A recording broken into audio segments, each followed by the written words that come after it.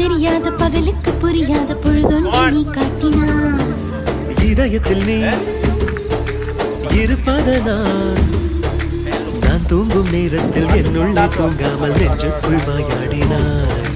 கண்ணாடி நீ கடிகாரம் நான் உன்னுள்ளே ஓடோடி வாழ்வேன். காதல் எனும் கடுதாசி நீ என்றென்றும் அன்புடன் நான்